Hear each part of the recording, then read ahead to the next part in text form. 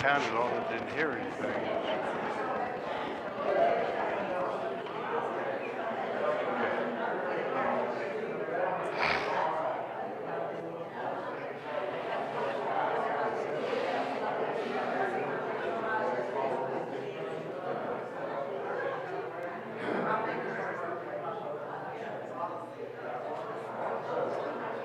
Well, Mickey's big hand says it's time to start, so.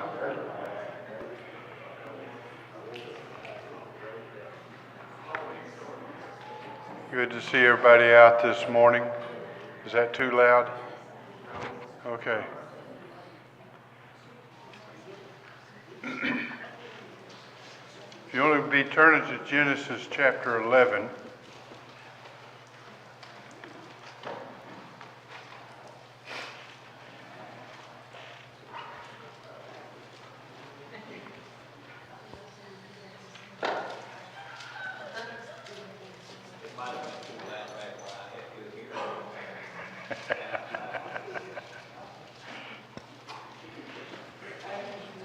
Let's bow for a word of prayer.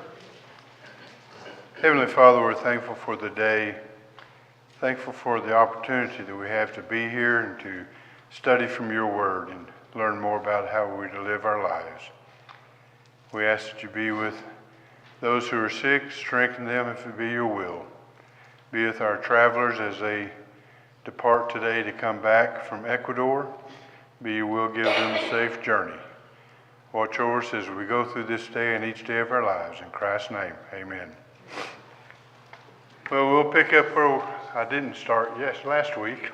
If I'd been here last week, you'd want this microphone turned way up because I could have sang bass really well. We're going to look at Lot's wife. That's too high.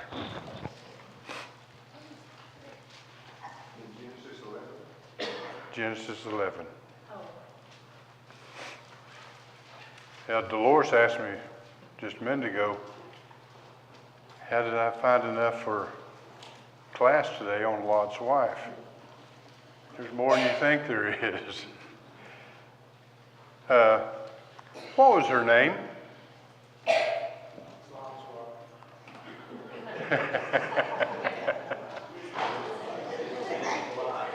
Huh? Yeah, what was her name? I mean, I don't know of anywhere that it says the name. Why would she not have her name?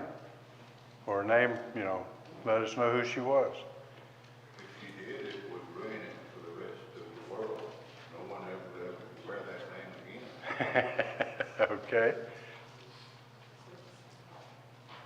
Why? But what else? Why wouldn't her name be mentioned? It wasn't important.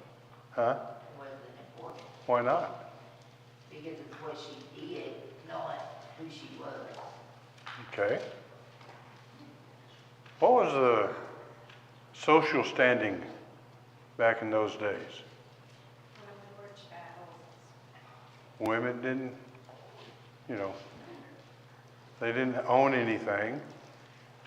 They were under the control of their husbands. And so the lineage was passed down through man and not through woman. And so that was, like I say, she didn't really need to have a name for that reason. Who were her in-laws? Who were her in-laws?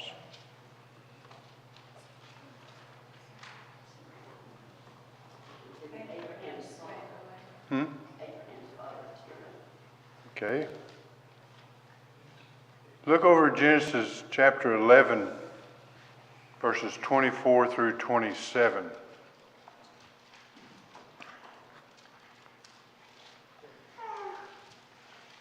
And Nahor lived 920 years and begat Terah. And he lived after he begat Terah 119 years and begat sons and daughters. And Terah lived 70 years and begat Abram Nahor, and Haran. Now these are the generations of Terah. Terah begat Abram, Nahor, and Haran begat Lot. So, who's their in-laws? Abram, Nahor, and Haran. And of course, Terah would be a grandfather maybe, something like that. So that's who her in-laws were. She was from within that clan of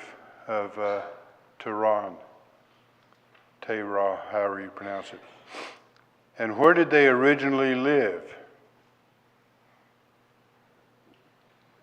Where did they live from the beginning?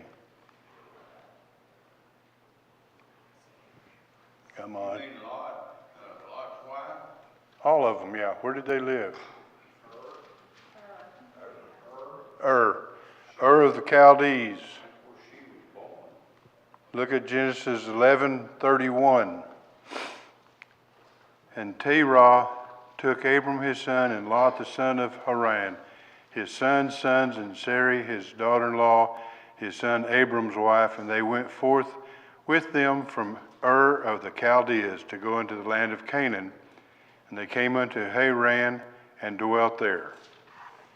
So they were over, the Ur of Chaldees is over around in Iraq, what we'd call Iraq today. In that area over there is where they came from. Now we'll jump forward a little bit. Why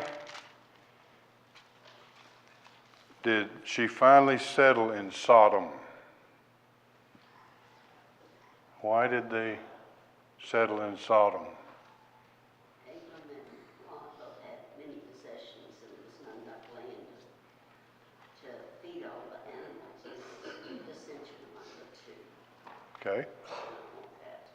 There was strife between the herdsmen of Abram and Lot. And so to solve the problem, as we read the story, Abram took Lot, and I would say they went up on a mountain to survey all the surrounding area. And Abram gave Lot the choice of where where he wanted. And so Lot, what was his reasoning to pick where he picked? That land looked the best. That land looked the best. He was just thinking about how I can do better over here because there's more water, there's more grassland. Everything looked really good to him. And so Lot and his wife looked at the cities and they decided to go to Sodom and to live in Sodom. Look in Genesis 13, verses 5 through 13. Genesis 13, 5 through 13. And Lot also, who went with Abram, had flocks and herds and tents, and the land was not able to bear them, that they might dwell together. For their substance was great, so that they could not dwell together. And there was a strife between the herdsmen of Abram's cattle and the herdsmen of Lot's cattle. And the Canaanite and the Perizzite dwelt then in the land. And Abram said unto Lot, Let there be no strife, I pray thee, between me and thee, between my herdsmen and thy herdsmen, for we are brethren. Is not the whole land before thee? Separate thyself, I pray thee, from me. If thou wilt take the left hand, then I will go to the right. Or if thou wilt take the right hand, then I will go to the left. And Lot lifted up his eyes and beheld all the plain of the Jordan, that it was well watered everywhere, before Jehovah destroyed Sodom and Gomorrah, like the garden of Jehovah, like the land of Egypt, as thou goest into Zoar. So Lot chose all the plain of the Jordan, and Lot journeyed east, and they separated themselves the one from the other. Abram dwelt in the land of Canaan, and Lot dwelt in the cities of the plain, and moved his tents as far as Sodom. Now the men of Sodom were wicked and sinners against Jehovah exceedingly. So they were all for themselves and did whatever they wanted to do, no matter whether it contradicted God or not. That's how they lived. And would assume Sodom, or Lot's wife, thought that, that was a good place to live, so I'm going to live there. I have a question, Bob. A lot of these stories we hear, rich people got a lot of stuff, and they take their tents and stuff with them. Do they ever build like a house or a shed or something? Or is that just standard times like then everybody lived in a tent? Well, most of them, like Abraham and Lot, and the brothers and father, they lived in their tents because they constantly had to move because their cattle and camels and the other animals they had would graze down the ground, and so they'd have to be moving. And so they were nomadic and they lived in tents. But when Lot moved over to the plain of Jordan, they moved into Sodom and lived in a house in Sodom. And we'll see that a little bit later. What misfortune came upon them at Sodom? What happened to them at Sodom? Oh, I've been reading about her here, and she was not hospitable. She didn't want the angels to come in that house, and she went to her neighbors to get salt. I don't know why, serve the family while those angels were there, and she is the one who let the people in town know that there was guests in Lot's house. She made that known, and they stormed his house. And it was over some salt, and that's this article says that might be why she was turned salt. Okay, you got ahead. You got to back up. What befell them at Sodom? Man, they just were in a culture. There's something else happened. What else happened to them at Sodom? They were captured by someone. They were captured. They were taken prisoner. Abraham paid the ransom for Lot. Go to Genesis 14. That's a short chapter.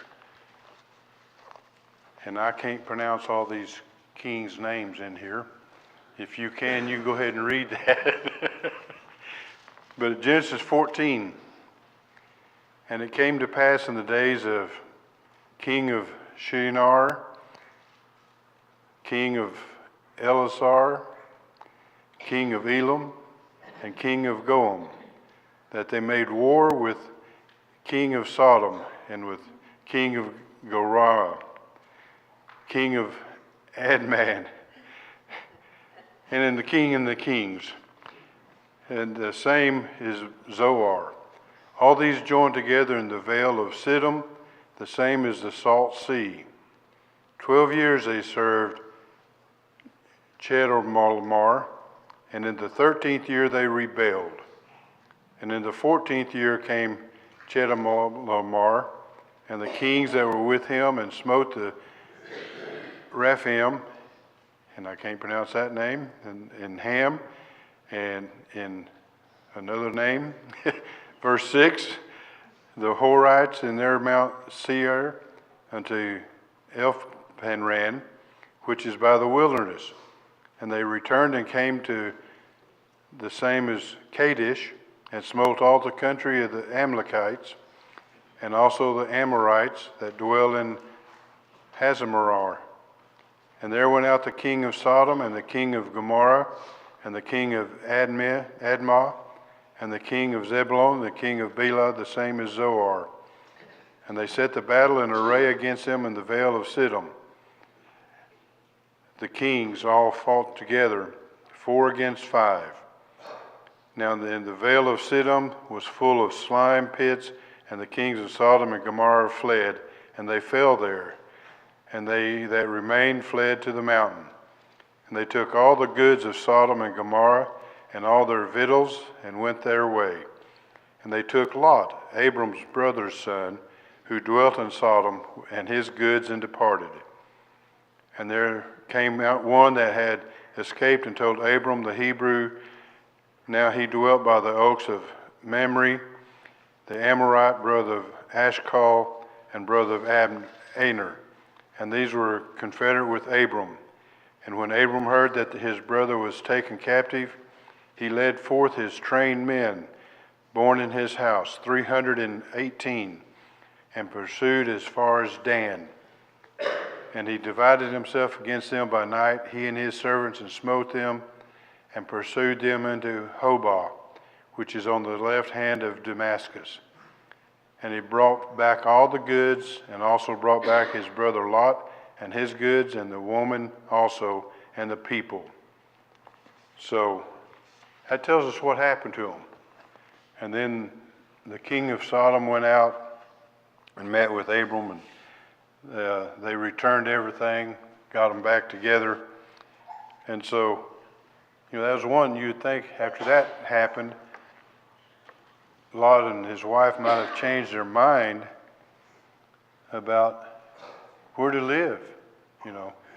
All these kings around rebelled, and they conquered the city and took them captive. But that didn't make much difference. They just went back to Sodom again. Okay, Jim, now it's your turn. Whom did they entertain? Well, I thought, really, it just seems to me that could be one of the reasons that her name was never mentioned. It could be the reason that she was turned to salt instead of something else. Okay. Punishment was a little more than meets the eye. Yeah. But who did they entertain? Two angels. Look over in chapter 19. Chapter 19, verses 1 through 3.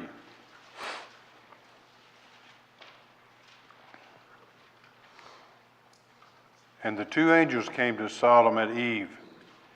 And Lot sat in the gate of Sodom, and Lot saw them, and rose up to meet them, and he bowed himself with his face to the earth, and he said, Behold now, my lords, turn aside, I pray you, into your servant's house, and tarry all night, and wash your feet, and you shall rise up early and go on your way. And they said, Nay, but we will abide in the street all night. And he urged them greatly.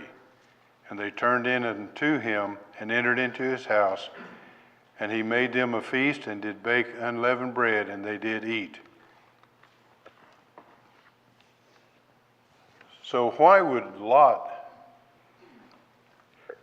urge them to really persuade them with strong words to come into his house and not stay out on the street? He knew the kind of people that were out there. He knew what kind of people was there. And we'll see here in just a second what kind of people they were. Makes you wonder why he wanted to live there, doesn't Yeah, yeah. Like I say, knowing that beforehand even, they still moved to Sodom. And then when they got captured and brought back, they still stayed in Sodom, So, do what? So, yeah, you'd think they would have changed some thoughts in their head anyway about Sodom. And do we see that today? People know what kind of a town they're living in, or how the people are in that town or in that area, but yet they decide, okay, I'm going to stay here no matter what. I mean, we see that all the time, because the way people are, we just look the other way a lot of times when we shouldn't be looking the other way. What about her married daughters and sons-in-law? Because we know the story, the angels, told them to get up and move, leave. Because like you said, the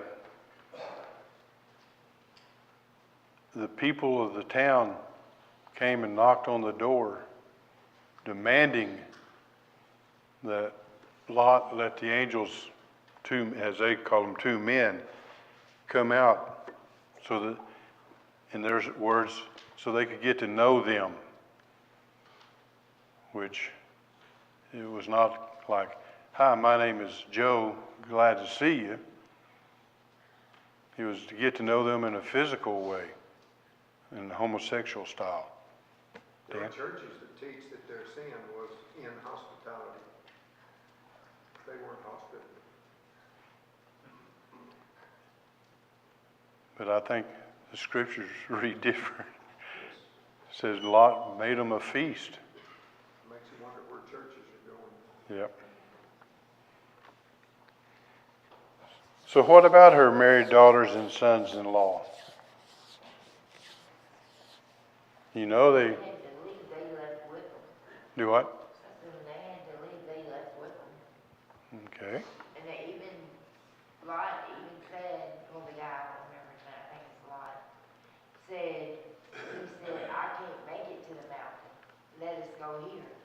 And they let us go to another place and not have to walk all the way to the mountains to get out of Psalm. So they worked with them any way they could. Their only request was do not turn back. Okay. So Lot's wife, if you read the story, went to the daughters and the sons-in-law and said, we've got to go. Come go with us.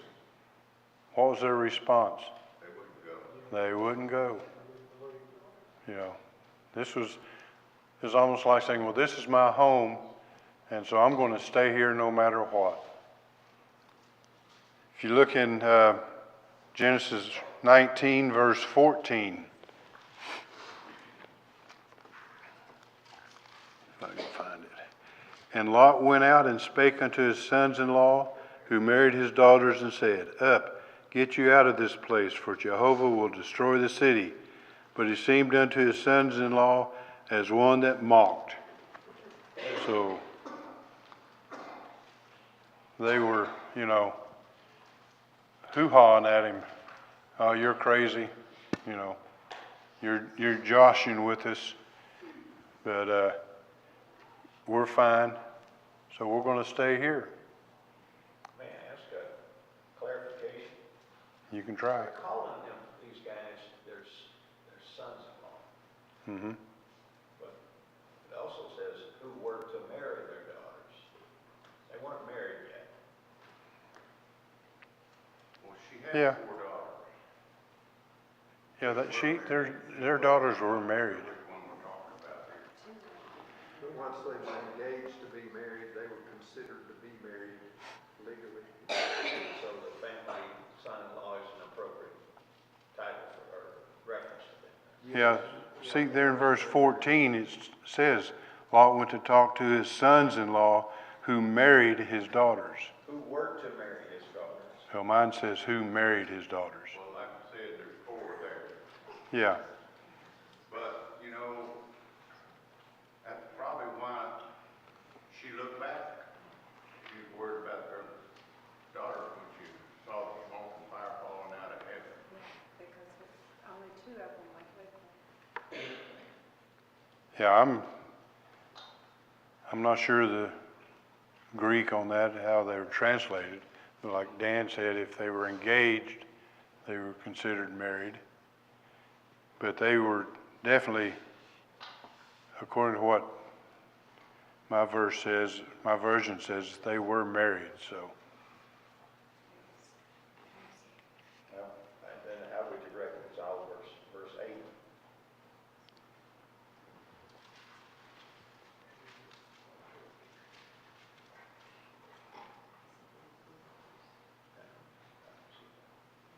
well, they had more than 2 daughters. Because verse 8 says, Behold, now I have 2 daughters that have not known man. Let me, I pray thee, bring them out unto you, and do ye to them as is good in your eyes. Only unto these men do nothing, for as much as they are come out under the shadow of my roof. So the daughters were already married to the guys. He still had two at home that weren't married. Okay. I'll have to read that more because I disagree with that. I think he had two daughters. I think they were betrothed, because once you were betrothed, you were legally Yeah. married. But they hadn't actually married yet, so. Well, how do you know that they have 4 daughters? Where does it say in that? It doesn't that I can find, What but verse? I always thought he had two daughters.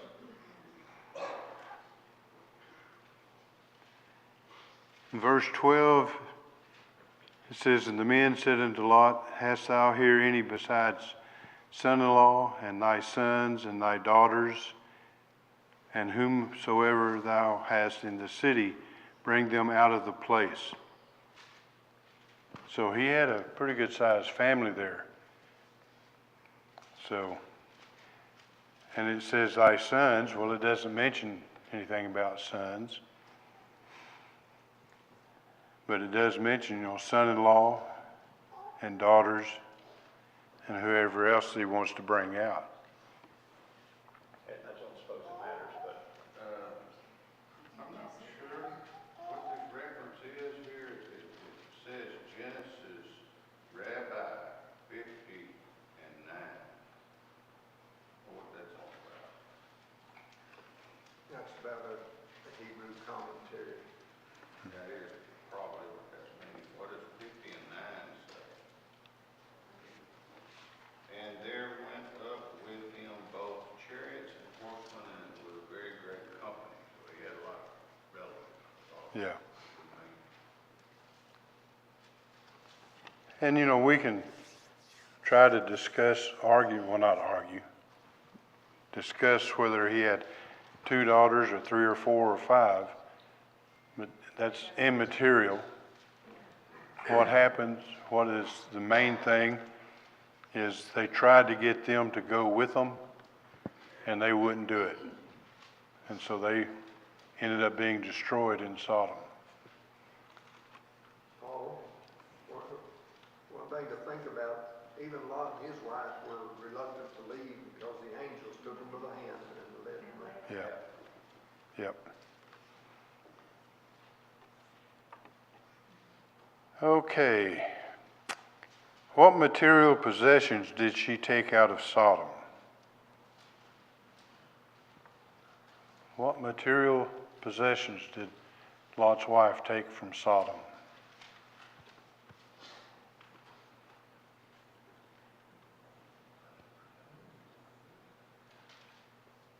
Clothes on her back. And that was it. She didn't take anything else out. Lot didn't take anything else out. The 2 daughters that went with them didn't take anything else out. Just what they had on their back was all they took with them when they left the city. What orders were issued to them before they left Sodom?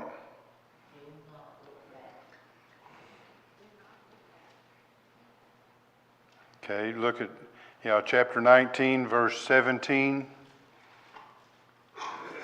And it came to pass when they had brought them forth abroad that he said, Escape for thy life, look not behind thee, neither stay thou in all the plain, escape to the mountain, lest thou be consumed.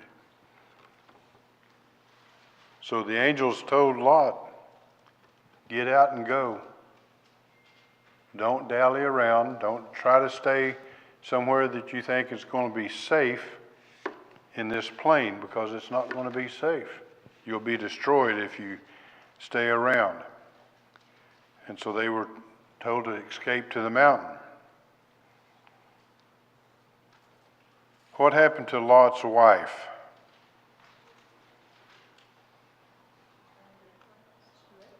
She looked back. And then she was turned into a pillar of salt. Look at Genesis 1926. But his wife looked back from behind him, and she became a pillar of salt. So what does that teach us?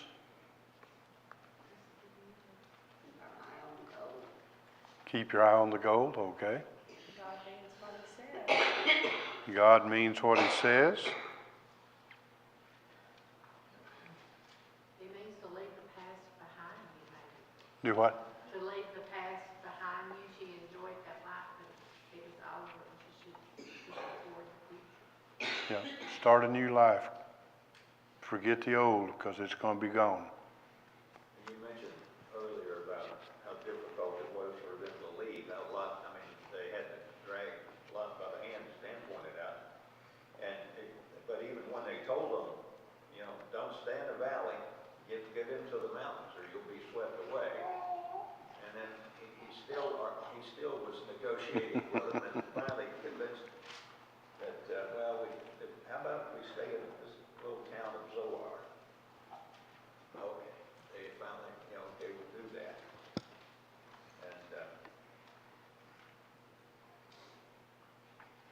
so she still couldn't keep from looking back. Strangely drawn to that. Well, when you think about it, she knew she had family still in Sodom.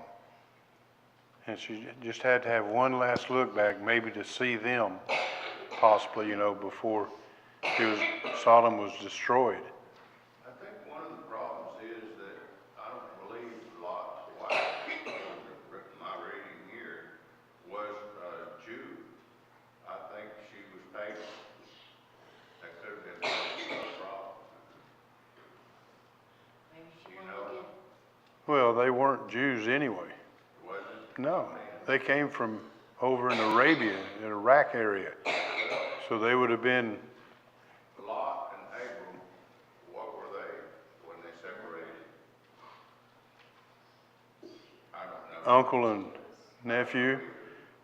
But when they did, evidently there was a rule, a law, you didn't marry outside your family. Was it there at that time? I don't know.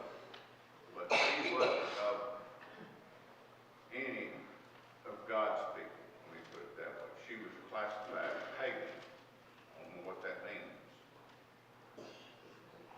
Well, they were all from the same group. They all came out of Ur of Chaldees, which they would have been Arabs. They weren't Jews back then. Nobody was called a Jew until after Judah, Yeah. and then the 12 tribes kind of took on that name, and that was a long time in the future. Yeah.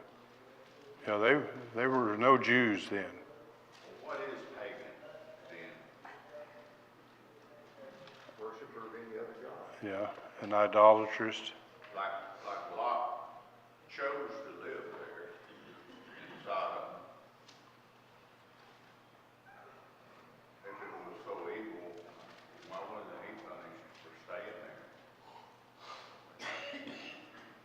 I guess because God took pity on him and had something in store for him, as we can see here in a little bit, what he had in store for him.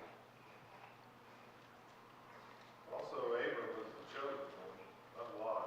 So he's in the story, but he's not important.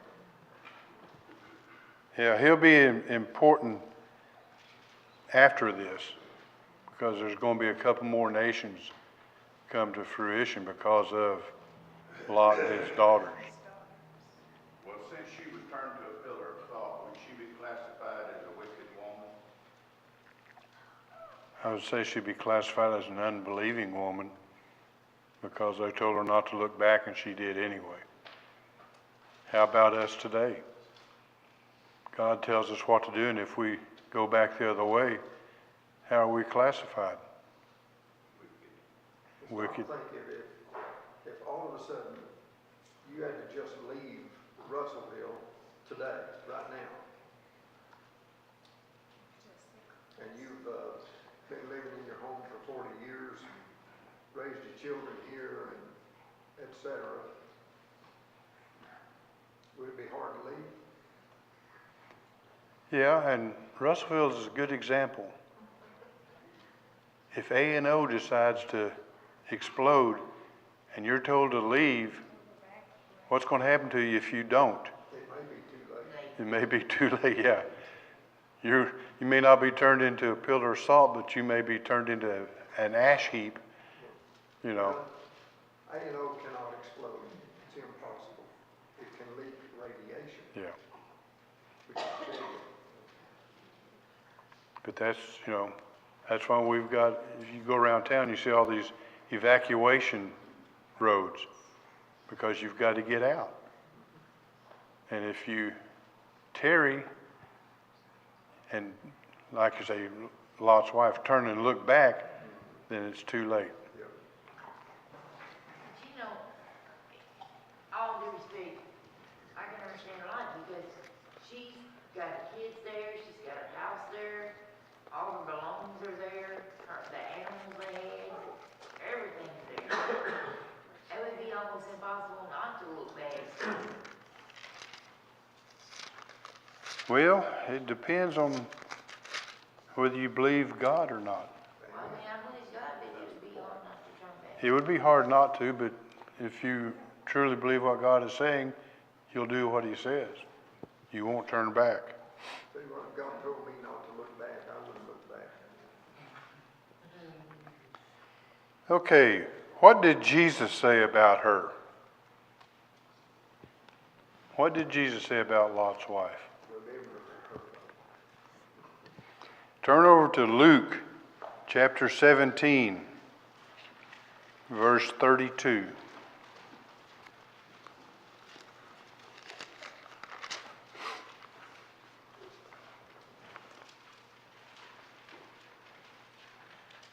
It's a big, long statement here. Remember her not. Remember Lot's wife. 3 words. Remember Lot's wife. What do you mean by that? What do you mean by remember Lot's wife? Look back to your former manner of life. Do I? She's a cautionary tale. Yeah. Yeah. Don't look back on your old life. If you become a Christian, your old life should be behind you and done. You follow in the new life of following Christ and what He says, tells us how to live. And if you look back, you may not be turned into a pillar of salt, but on the day of judgment, you'll go the other way instead of air conditioning. You'll be going to a heat wave forever. Okay, what sin did her daughters commit after her death? What sin did her daughters commit after her death?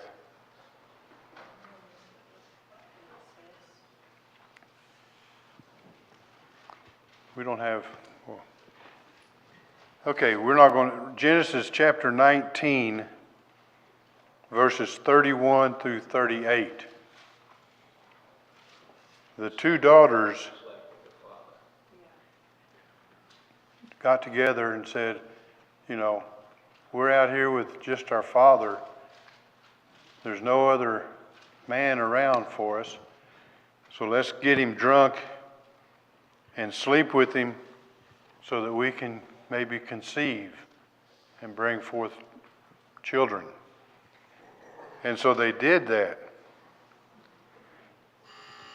The oldest one first, and then the next night, the second one. And they had Lot so drunk he had no idea what went on. He was just out of it completely.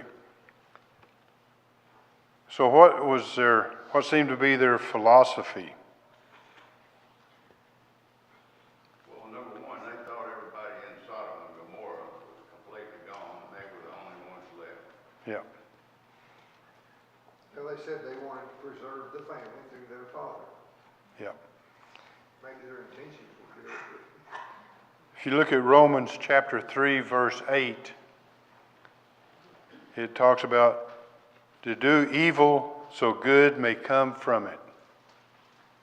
That was their philosophy, to do evil by sleeping with their father so that good may come from it, that they would conceive and bear children.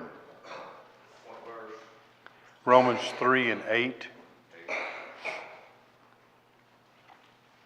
And then what nations came forth from these daughters? Moabites and Ammon. Those are the two nations that came out. That's in Genesis 19, 37 and 38. Tells you who the two nations were. And the firstborn bare a son and called his name Moab. The same is the father of the Moabites unto this day. And the younger she also bare a son and called his name Benjamin. The same is the father of the children of Ammon unto this day. And what do we know about those two nations? they thought Israel too from them. Do what? They did not get along with Israel. Did not get along with Israel at all. The same could be said for Ishmael, the Yeah. son of Abraham, under similar circumstances.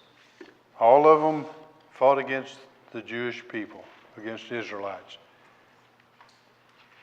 When they went into the land of Canaan out of captivity, out of Egypt, they were told to destroy everybody that they came up against. And we know in reading they didn't do that. So they still have the same fight going on today that they had back then with the tribes that were there. Does this verse go with them? It says in verse 12, Romans 3 and 12, does that hook into them? I don't know. I don't know what it says.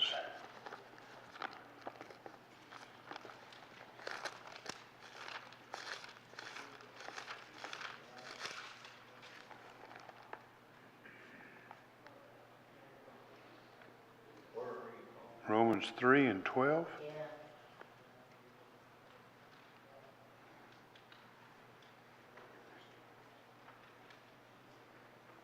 I don't think so.